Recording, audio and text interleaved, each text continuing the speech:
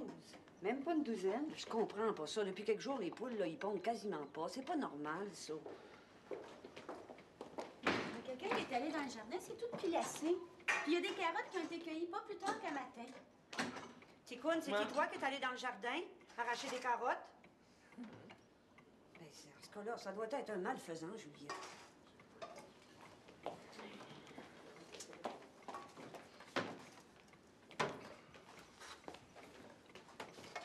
Est-ce qu'à part Mme Bouchard et Noëlla, il y en a d'autres? Oh non, merci, monsieur le curé. Hein. J'ai mon confesseur à Québec. Moi tout, merci. Et moi, monsieur le curé, ça me prend le confessionnal pour être à l'aise puis avoir le fait me repentir. Bon. Alors, il ne me reste plus qu'à vous bénir. Bon. Ainsi que ton enfant, Noëlla.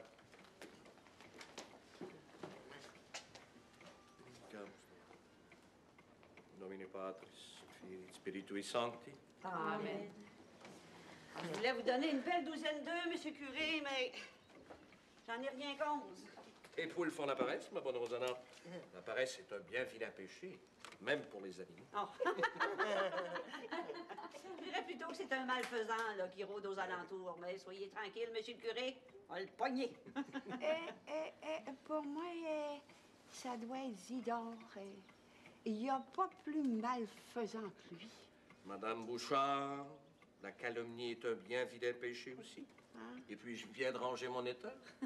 Ah ben, dans ce cas-là, monsieur le curé, faites comme si j'avais rien dit. Ah, puis je vous ai donné des belles carottes, monsieur le curé. Ah, il n'y a rien de meilleur pour un bouilli. Hein? Et Ticoune va aller vous le porter à la voiture. Je vous remercie bien sincèrement. Et toi, Noëlla, je te félicite encore pour le bel enfant que tu as mis au monde, qui a enrichi notre paroisse d'un Canadien français catholique de plus. Dieu te récompensera dans son paradis. Merci bien, monsieur le curé. Vous êtes bien bon. Bon, ben venez, monsieur le curé. Merci, Georges-Aimé. Tiens, mon Ticoune. N'empêche qu'à mon idée, ça doit être Zidore, le serpent.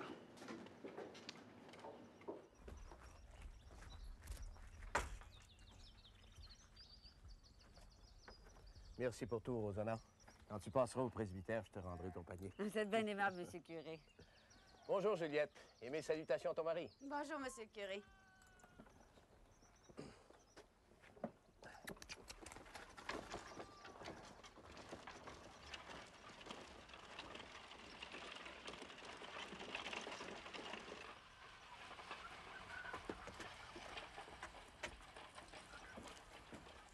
Valérien?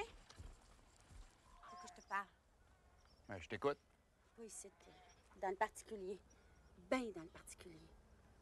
Dans le particulier, tant que ça? Ouais, fait bien longtemps que j'attends ça. Moi, une proposition de même. Valérien, arrête de faire le fou. C'est sérieux. Ouais, c'est à quel sujet? Ça, je peux pas te le dire. C'est bien secret. À part que ça a à voir avec Alexandrine. Alexandrine? Ah bon? Il y a mon fourni, là où je fais mes peintures, ça fait-il? Ouais. C'est tout ce que tu peux me dire. T'en sais déjà trop.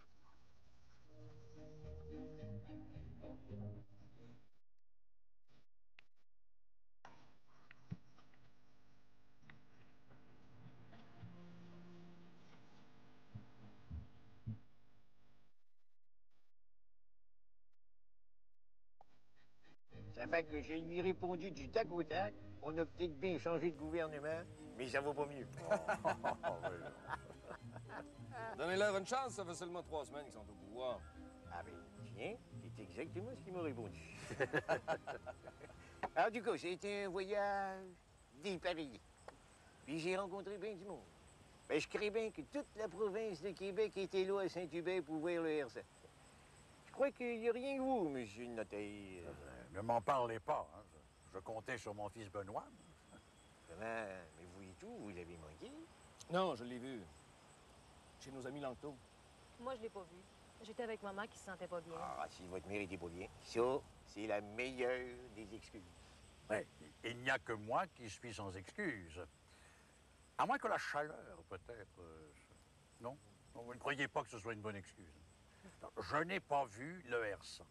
Ben là, vous allez le voir. Hein? Parce que c'est pour ça que je suis venu vous voir. Hey. Pour vous montrer mes portraits que j'ai fait tirer là-bas, puis en plusieurs copies pour ça. On n'est jamais trop précautionneux. Au cas où il y aurait des mal intentionnés qui prétendraient que c'est pas vrai que Joseph Arthur Lavoie est allé voir le RSA, ben ces portraits-là, c'est la preuve numéro 1 que moi, Joseph Arthur Lavoie, j'étais là en personne. Et puis le R5 et tout. Monsieur le notaire, j'ai un portrait pour vous. Eh bien, merci. Oh. Puis monsieur Benoît, pour vous et tout. Ah, merci bien. Et moi? Vous? Ben, j'aurais jamais pensé que ça vous intéresserait. Le R100, j'aurais jamais cru que ça intéresserait une créature. Ça me semblera plutôt une affaire d'homme. C'est justement pour ça que ma sœur s'y intéresse. Ah, mais dans ce cas-là, si c'est le même, moi vous en faire tirer une à première occasion. Puis ce sera un honneur pour moi de savoir mon portrait entre vos mains. Mon master, il faut que je m'en aille. Merci bien de votre accueil. Au revoir, monsieur le notaire. Au revoir, cher monsieur Lavoie. Mademoiselle Alexandrine, monsieur Benoît.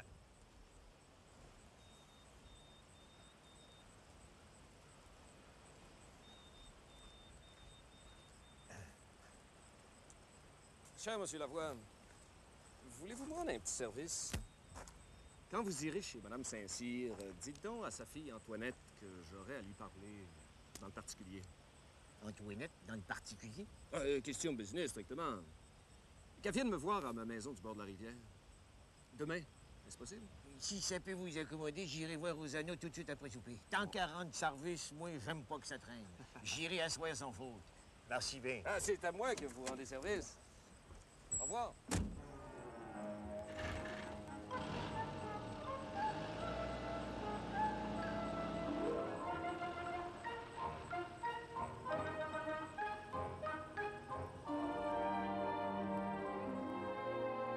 Barre la porte, Valérien.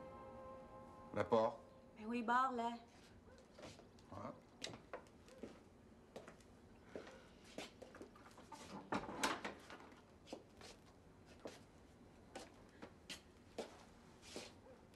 T'es pas toutes vendues, tes R100? Ah, c'en est d'autres. Puis c'est pas fini, il va en avoir d'autres encore. Alors, je figure que le R100, ça va être bon pour une couple d'années, ça, au moins. Ah, sinon, 3. Alexandrine a pris sa décision. Amédée et elle vont divorcer. Je peux pas tout t'expliquer dans le détail, là. Ce serait trop long, puis c'est bien compliqué. L'adultère, tu sais c'est quoi? Ben, faut faire la preuve de l'adultère.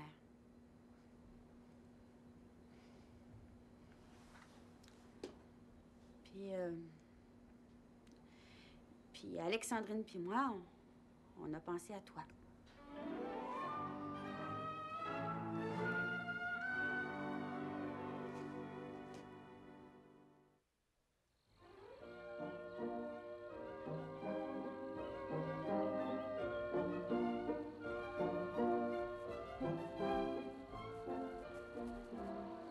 Bonjour, Ben. Ah, tiens, Antoinette. Assieds-toi. As-tu soif? Non, merci, j'ai pas soif.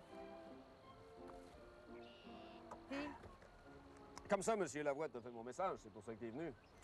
je suis certainement pas venue pour tes beaux yeux, Ben Fournier. Ah, ben t'aurais été déçu, j'ai mis mes lunettes noires.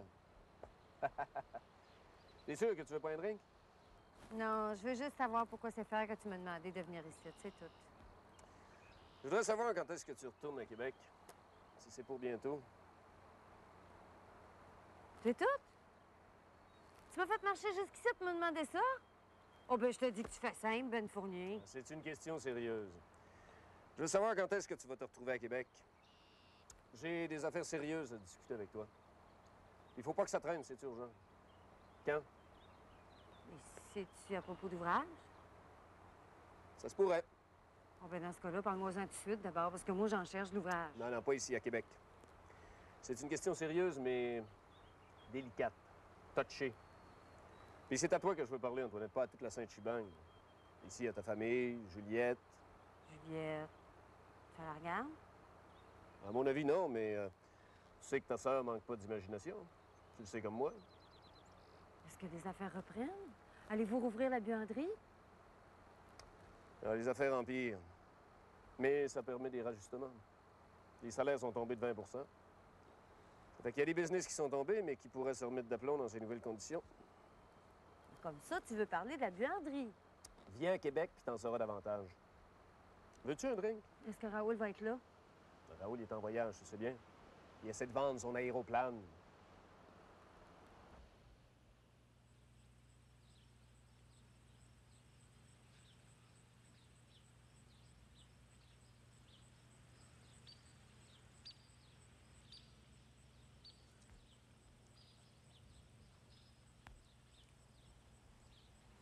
Bonjour, monsieur le curé.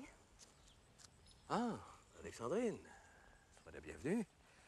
C'est une surprise. Ça a pris tout mon courage pour venir vous voir. Tout mon courage. Ah bon? Est-ce au confesseur que tu t'adresses? Veux-tu que nous passions au confessionnal? Non. Non, c'est à l'homme que je voudrais parler. Autant que possible. Le curé, l'homme d'église, il est déjà venu me voir à Québec. Vous vous souvenez? Oui. Mais il a failli à sa mission. Il n'a pas su faire rentrer la brebis égarée au bercail. Sera-t-il plus heureux cette fois? Non. Je suis pas venue dire que j'ai changé d'idée, monsieur le curé. Au contraire. Ma décision est prise. Je devrais dire notre décision. Amédée et moi, allons divorcer. Alexandrine, as-tu perdu la foi? Non. Non, je crois en Dieu. Mais j'ai des doutes face à ceux qui parlent en son nom. L'autorité. Celle du Père, surtout. Non, pas celui qui est au ciel. Non, celui qui est sur terre, à la maison. Il faut que tu sois soumise à ton père, Alexandrine. Peut-être. Mais pas toutes ces idées anciennes. Ces préjugés contre tout ce qui est nouveau, moderne. C'est surtout à propos de lui que je suis venue vous voir, monsieur le curé. Vous savez que mon père n'a pas beaucoup d'amis. Il est tellement rigide dans ses principes et sans indulgence pour les faiblesses d'autrui. Tu es bien sévère. Vous êtes son seul véritable ami, monsieur le curé. Mon père comprend pas ma décision. Il veut pas la comprendre non plus. Il préfère être désespéré. Il souffre beaucoup. Il a besoin d'aide, d'un confident. Il y a ta mère. Mon père se confie jamais vraiment à ma mère. Il est trop conscient de son rôle de mari, de protecteur pour ça. Non. Il a besoin d'un ami, d'un égal, d'un homme. Ces paroles sont bien surprenantes dans ta bouche, Alexandrine. Je pense à lui. J'essaie de penser comme lui. C'est lui qu'il faut aider. Mon divorce est une épreuve encore plus grande pour lui que pour moi. Et c'est pour vous dire tout ça que je suis venue vous voir, monsieur le curé. Je vous déçois sans doute. Vous espériez que je renonce à mon projet. C'est impossible. Vous allez divorcer par l'entremise d'une loi privée du Sénat canadien. Il faut faire la preuve de l'adultère, tu le sais. Y as-tu songé vraiment? L'adultère, Alexandrine, est un péché grave et honteux. J'ai un bon avocat. Je ferai ce qu'il faut pour établir légalement la preuve nécessaire. Et vous savez, monsieur le curé, que les apparences suffisent la plupart du temps. Je prierai pour toi. Que Dieu te prenne en miséricorde. Irez-vous voir mon père? Oui. Es-tu satisfaite?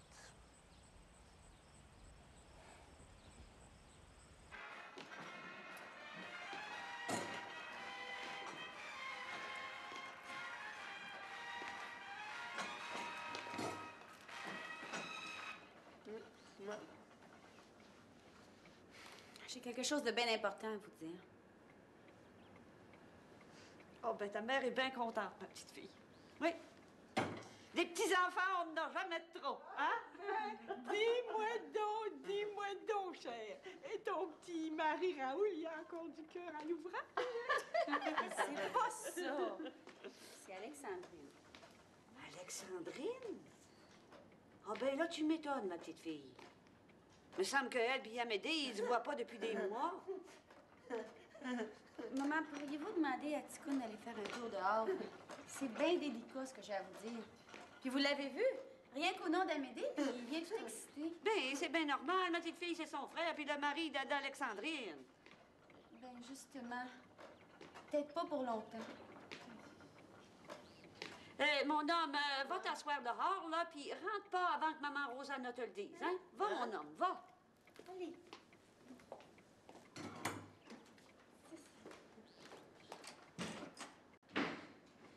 Puis, de quoi c'est que c'est ta grande nouvelle, chère? Alexandrine puis Amédée vont divorcer.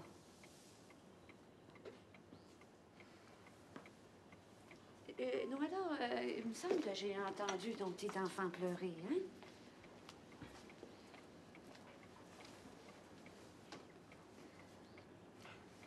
C'est bien décidé. Il n'y a pas de revenez-y. Et de quoi c'est que c'est qu'elle a dit, Juliette? Elle a dit qu'Alexandrine puis Amédée vont divorcer. Puis... Mais vous comprenez pas, ma mère? Ils vont se démarier. Hein? Se démarier? Et tu virais folle, Rosanna? J'ai jamais vu ça de ma vie. Ils vont se démarier? Et où ça? À l'église? Non, à Ottawa. Faut que ça passe devant le Sénat. On peut pas divorcer dans la province de Québec. Non, c'est aussi bien de même. Mais es-tu sûre de ce que c'est que t'avances, ma petite fille? C'est une accusation grave, ça, là. Ses parents le savent. Monsieur le curé le sait. Puis Alexandrine a pris un avocat. Hé, un avocat? Oh, comme ça, c'est une vraie chicane. Mais non, mais mère, c'est pas une chicane. C'est juste que Alexandrine puis Amédée, ils sont pas faites pour être mariés ensemble, c'est tout.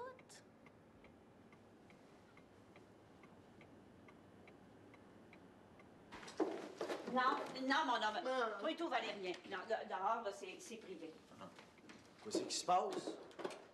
Avant d'annoncer la nouvelle à Lionel, Valérien, est-ce que vous me le prêteriez pour quelques jours? J'aurais de quoi y faire faire. Valérien? Oui. T'en as besoin? Oui. Oui, d'accord.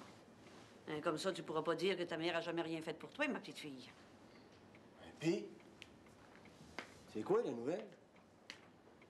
Alexandrine puis Amédée vont divorcer. Hein? Divorcer? Ça se peut pas. Noëlla! Divorcer? Mais ça se peut pas! As-tu entendu ça? En tout cas, moi, je suis contre. Je sais bien que c'est pas de mes affaires, mais je suis contre.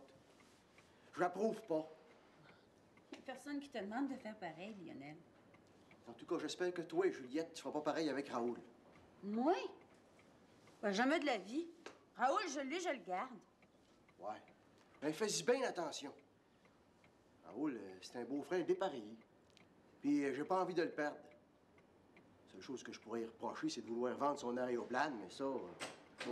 Puis, le conseil de famille est fini? Les mouches, ils sont collantes en démon ce soir. Ben oui, entrez, entrez. Et vous, Mémère Bouchard, vous dites rien? Oh, moi, chère, j'en ai le sifflet coupé.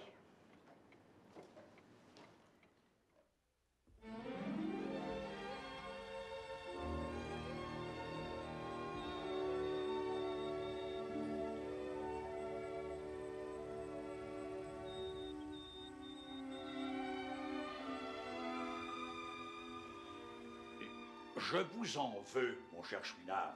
Le mot est lâché, là. Je vous en veux. Vous n'avez pas su montrer assez d'autorité. Mais que diable, vous êtes curé. Quand vous parlez, c'est toute l'Église catholique romaine qui est derrière vous. Vous parlez au nom du pape. Mon ami, j'ai dit à Alexandrine tout ce que je pouvais lui dire.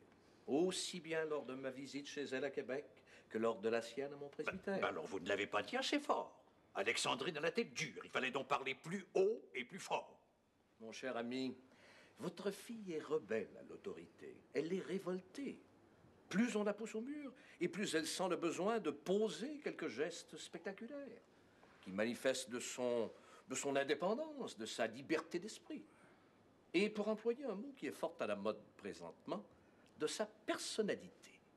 La mode? Alors là, vous me décevez, mon cher Chouinard. Quand vous suivez la mode du jour, vous, un curé? Ah, où allons-nous? Mais je ne suis pas la mode du jour, mais j'y suis attentif dans la mesure du possible. Les jeunes sont influençables. Pour les comprendre, il faut savoir ce qui les intéresse. La recherche de sa propre personnalité étant à la mode du jour, il ne faut pas s'étonner que l'on conteste du même coup les règles établies. Abuser d'autorité ne me semble pas indiqué dans les circonstances. D'ailleurs, avez-vous mieux réussi? Alors là, mon cher Chouinard, je vous préviens que je n'accepterai pas que vous rejetiez sur mes épaules toute la responsabilité des incartables d'Alexandrine. Non. Moi, je n'ai fait que suivre mes principes, et ceux de la religion. Du moins, je le crois. Les principes sont admirables, ils sont là pour nous guider. Mais le gros bon sens, mon vieux Cyprien, le gros bon sens. Défoncer un mur tête baissée, c'est admirable, à condition que le mur s'écroule. S'il résiste, c'est dangereux pour sa propre tête. C'est parfois comique, et même ridicule. Comment? Vous me trouvez ridicule avec mes grands principes? Je n'ai pas dit cela. Vous êtes un honnête homme, mon vieux. Mais la rigidité des principes doit être tempérée par l'amour, l'affection, la tendresse. Votre fille vous ressemble grandement, vous savez. Oh, alors là, vous voulez rire, et ses idées sont à l'opposé des miennes. Ses idées, oui, mais sa façon de les défendre se rapproche grandement de la vôtre. Et là, votre logique dans le raisonnement, et votre acharnement à défendre une idée lorsqu'elle vous paraît juste. Mais vous refusez de reconnaître ses qualités parce que c'est une femme.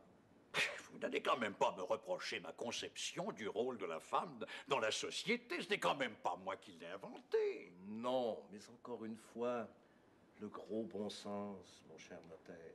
Le gros bon sens.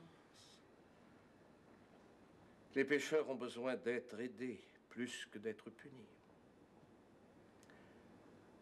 Dimanche prochain, je ferai mon sermon sur la femme adultère.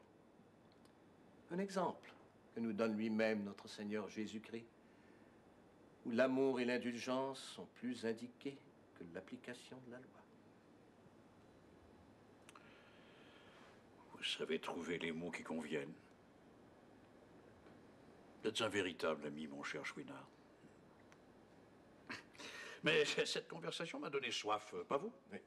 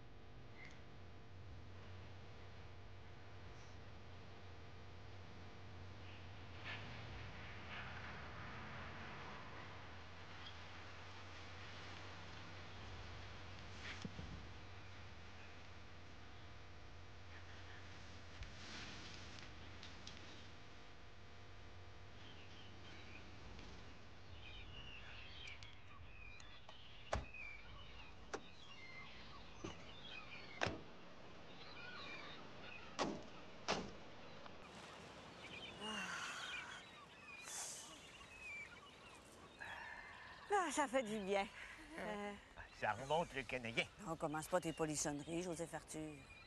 On n'est pas tout seul. T'as rien qu'à l'envoyer jouer plus loin. Non, je le ferai quand j'en aurai envie.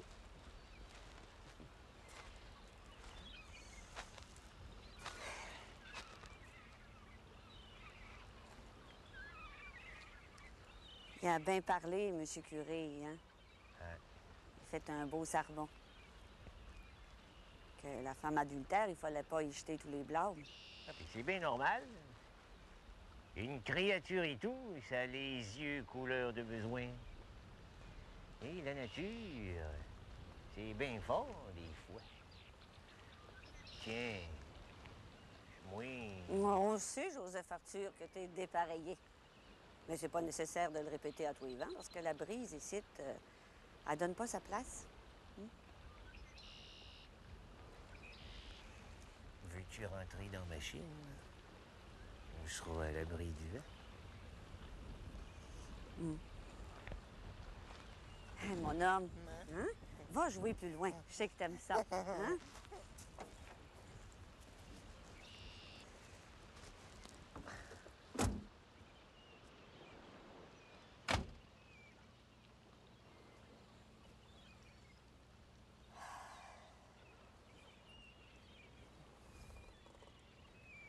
Penses-tu que c'est à cause de la fille du notaire Fournier que le curé a fait son sermon? À cause de son divorce? Pour nous faire comprendre qu'on n'avait pas à juger, là, sans savoir. Celui qui est sans péché lui jette la première pierre. Ça veut tout dire. Un divorce dans la paroisse? Je pense ça se peut pas. Et vous dites, Fournier, c'est des gens de Québec. On peut pas dire que c'est des gens de la paroisse. Ah, tant qu'à ça. Sais-tu à quoi je songe, Joseph Arthur? Non, mais j'espère que c'est la même chose que moi. Oui, je pense que Antoine puis moi, là, on n'aurait jamais pensé à divorcer. Quand Antoine vivait, comme de raison. Pauvre Antoine. Ah, mon homme, ben c'est beau! On dit à l'innocent d'embarquer, on s'en va.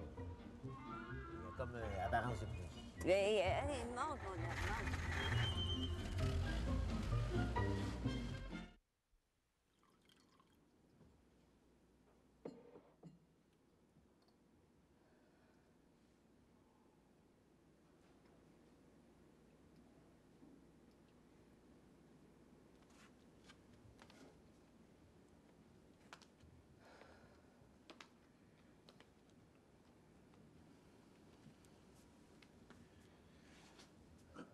Puis?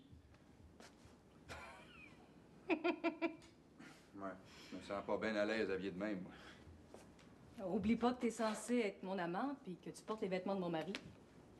Ouais, c'est vrai qu'à m'aider, il est pas bâti aussi fort que moi. En tout cas, ça va-tu faire? Oh, ben, faut que ça fasse, hein? Ils vont être ici d'une minute à l'autre. Veux-tu quelque chose? Merci.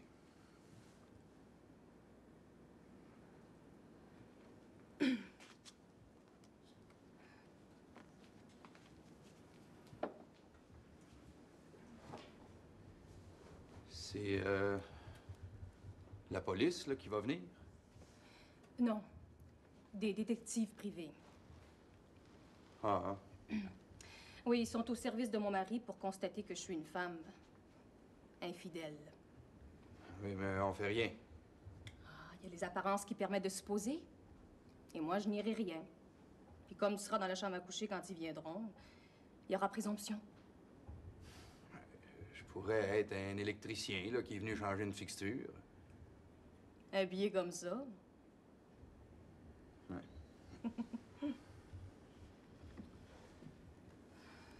En tout cas, je me sens drôle. Bien drôle. C'est comme si c'était pas vrai. C'est la première fois de ma vie, moi, qu'une femme, puis moi, ben, on est ensemble, puis que c'est comme ça, tu sais. Juliette et moi, on t'a tout expliqué, Valérien. Tout. L'entendre, puis le vivre, c'est deux affaires différentes. Moi aussi, je me sens drôle, mais j'en parle pas. C'est pas le moment.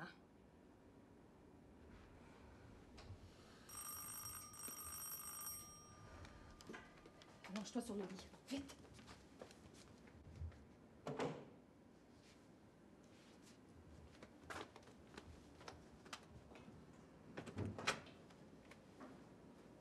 Madame Alexandrine Bello.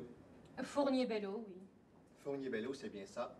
Madame, nous avons mandat de constater si vous êtes seule ou en compagnie.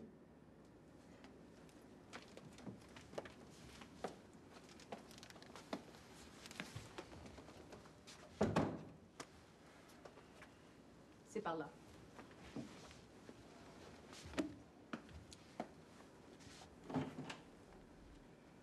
Il y a un homme sur le lit. Je veux dire, un monsieur.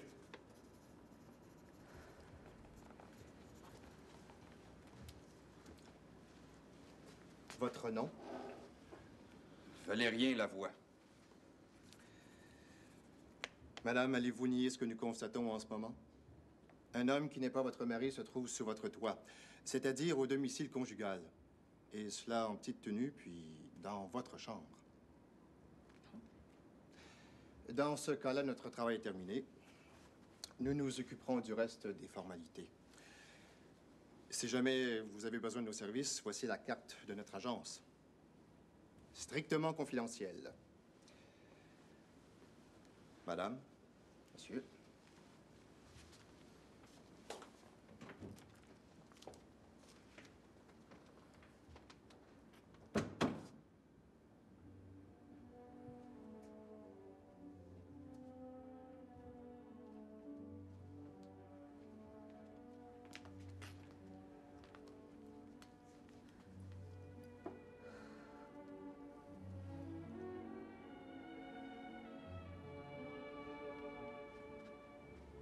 C'est tout?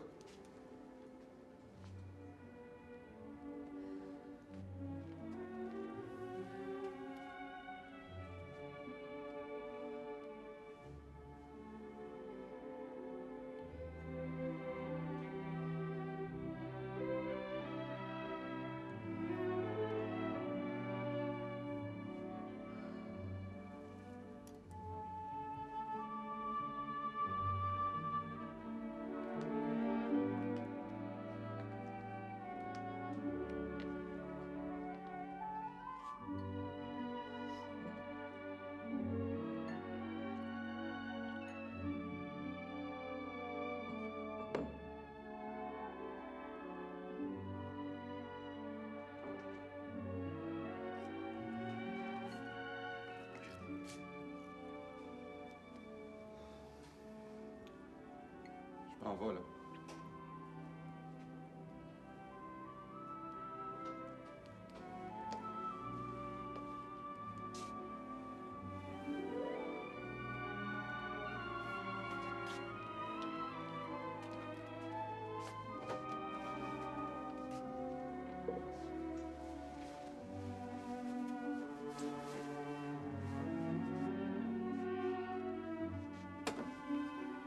Valérien.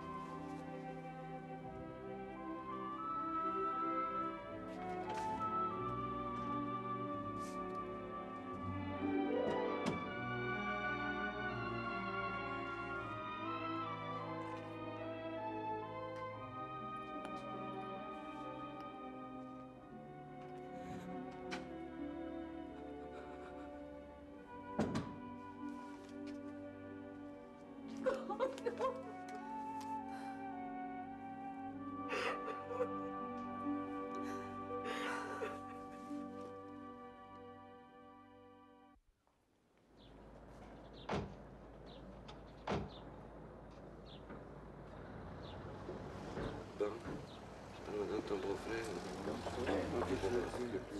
Excusez-moi, messieurs. Bonjour, monsieur. Bonjour. J'ai deux autres aussi. Ouais. Les temps sont durs. Alors, Charles, vous allez avoir nous autres aussi? Ouais.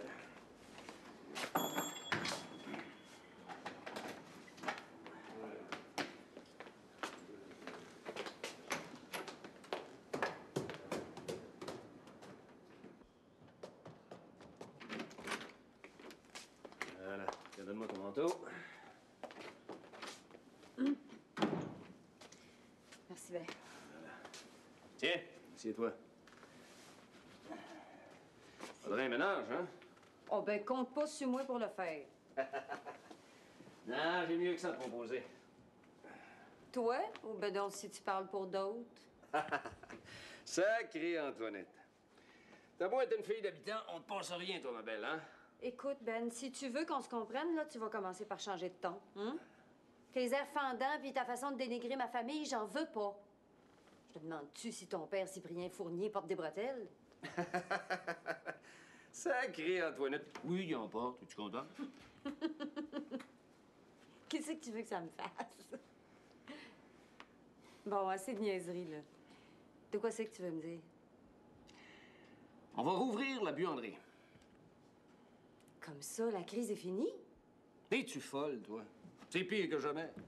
T'es plein de chômeurs dans les rues. Non, on va rouvrir, mais à des nouvelles conditions. Le monde a moins d'argent. Donc, il faut couper les prix. Puis pour couper les prix... Il faut couper les salaires. C'est mathématique. Tu veux m'offrir mon ancienne job à 20 % de moins, c'est ça? Non, on a mieux que ça à t'offrir. Écoute-moi bien. On fait aussi des changements dans la direction. C'est le bureau de Montréal qui va prendre toutes les décisions importantes. Ici, ben, ça va prendre une bonne personne compétente pour diriger les opérations. C'est tout. Puis faire des entrées dans les livres. Mais même là, un vérificateur va passer une fois par mois, voir si tout est en ordre. Si je te suis bien, là, ça veut dire que le poste de directeur-gérant général... Est aboli. On n'a pas besoin de gérant général, encore moins de directeur. Non. Un gérant de succursale. C'est tout ce qu'il nous faut. Raoul est plus dans le portrait? Raoul n'est plus dans le portrait depuis longtemps. C'est maintenant un simple actionnaire de la grande compagnie. Puis en tant que simple actionnaire, il laisse le conseil d'administration prendre les décisions. Comme ça, il n'y a plus de grand boss. Alors, le grand boss va être à Montréal. Ici, ce sera un gérant de succursale. Puis ça va être qui, le petit boss? Toi? Non. Pour le poste de gérant de succursale, la grande compagnie a pensé à toi, Antoinette. Moi? Prendre la job à Raoul? Mais s'il pense pas, la job à Raoul, tu vois-tu la mère? Vois-tu Juliette? Puis Lionel? La job à son beau-frère dépareillé? Mais tu veux me mettre à dos toute ma famille? Mais c'est pas la job à Raoul, c'est une autre job. T'as beau l'appeler autrement, c'est la job à Raoul. T'essaieras de faire comprendre ça à Juliette que c'est pas la job à Raoul. La job à Raoul? Mais tu me prends pour une folle! La job à Raoul! C'est pas possible. Jamais dans 100 ans, oublie ça, Ben Fournier, je veux plus en entendre parler. Bon. Dans ce cas-là, la buanderie va rester fermée. Tant pis pour les autres. Mais si c'est là ton dernier mot, la grande compagnie va pas rouvrir la buanderie. Mais comment ça? T'imagines-tu que ça a été facile de convaincre les directeurs de la compagnie que c'était une bonne affaire de rouvrir la buanderie? Pour eux autres, elle était fermée, un point, c'est tout, final. Il a fallu que je me batte des pieds puis des poings pour les faire changer d'idée. En leur disant que j'avais sous la main une bonne personne d'expérience, en qui j'avais toute confiance, qui était celle qui, en réalité, faisait marcher la buanderie du temps de l'ancienne administration. C'est-tu vrai, Antoinette, que du temps de Raoul, si ça n'avait pas été de toi, il n'y a rien qui aurait marché? Ben... C'est par loyauté envers Raoul que tu veux pas répondre. Mais moi, je le sais que c'est grâce à toi que la business marchait. Avec toi, puis Vipérine, puis McPherson. Ces deux-là, tu veux pas y revoir? Je suis sûr que si c'était toi le boss, McPherson accepterait de revenir sans condition. Il faudrait que tu reprennes Vipérine aussi. Pour faire la surveillance en avant puis en arrière. Tu comprends, moi, McPherson, j'en veux pas. Raoul a toujours été un peu cassant. Oh, pour ça. Puis? Ben, jongle, là. C'est moi le temps de jongler.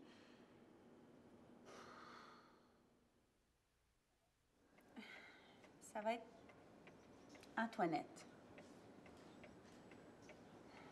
Antoinette? Ma sœur? Antoinette, ma fille. En plein ça. De quoi c'est que vous en pensez, vous, la mère? C'est Antoinette qui va runner la buanderie à cette heure. À la place à Raoul? Ah, je le crée pas. Tu es bien sûre, ma fille, que t'es pas en train de nous monter un bateau? Ça se peut-il, ça, Rosanna, qu'une créature remplace un homme dans une job de boss? Ça va être une autre job, ma mère. Le notaire m'a bien expliqué, hein? La job de Raoul avait été faite sur mesure pour Raoul. À cette heure qu'il est parti, la job, elle n'existe plus. Puis là, ils vont faire un autre job, juste pour Antoinette. Ben ouais, mais qui va runner la buanderie? Mais c'est pareil, voyons donc. Ah, discute pas, Lionel. Si tu comprends pas, va demander au notaire Fournier. Lui, il comprend. Mais c'est pareil, ça revient au même. Noëlla, dites quelque chose. Je pense que j'ai entendu le petit... Noëlla... Lionel, je pense que ta petite femme a compris que c'était pas de ses affaires. Ouais. Antoinette à la place à Raoul, ben, c'est difficile à s'imaginer. Moi, je suis tellement surprise que je sais pas quoi dire. Mais me semble qu'on devrait se réjouir, hein, ma mère? Il me semble qu'on toi, cher, c'était pas tellement surprenant. En tous les cas, ça va faire jaser dans la paroisse. Antoinette, ta fille, Rosanna, rendue grand boss à Québec. Ouais, c'est digne de mention, y a pas à dire. En tout cas, c'est Joseph Arthur hein, qui va en faire toute une tête.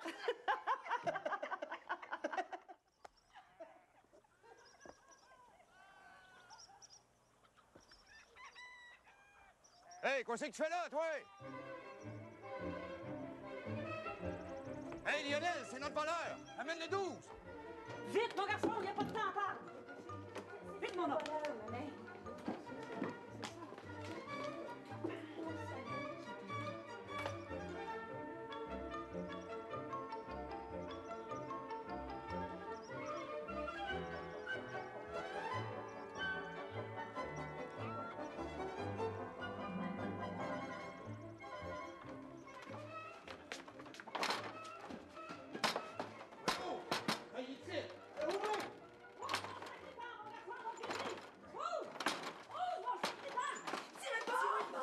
Non, non! On s'en va à Saint-Fidèle.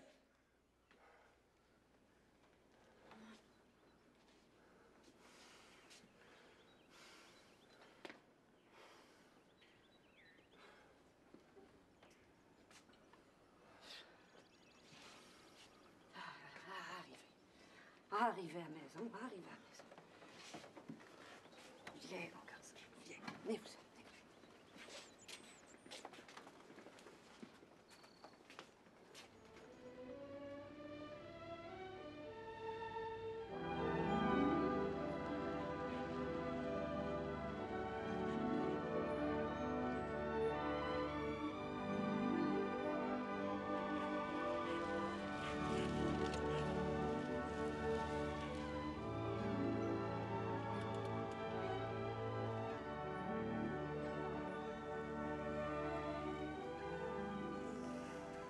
Je te disais, Joseph Arthur, là.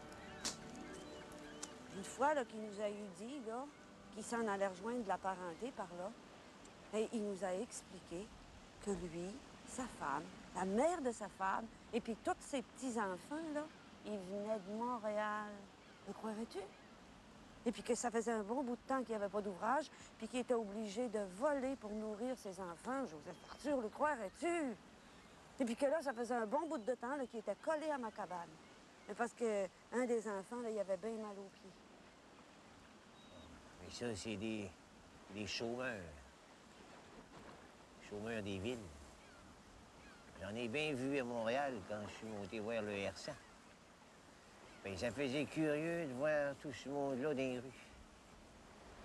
Moi, je pensais que c'était la chaleur qui les faisait sortir de leur maison, mais il y a quelqu'un qui m'a expliqué que pour la plupart, la rue, ben, c'était ça, leur maison. Oh. Les temps changent, Joseph Arthur. C'est plus comme avant. Avant, il me semble que tout était simple. Pasteur, je suis pas sûre de tout comprendre. Toi et puis moi, on change pas, Rosanna. Toi et puis moi, on change pas. Ah, voyons, on change nous autres et tout. Ben, c'est pas un péché de faire le contraire. Hein? Ah, ben j'ai le goût de marcher. Viens, voir si t'es encore capable de me suivre.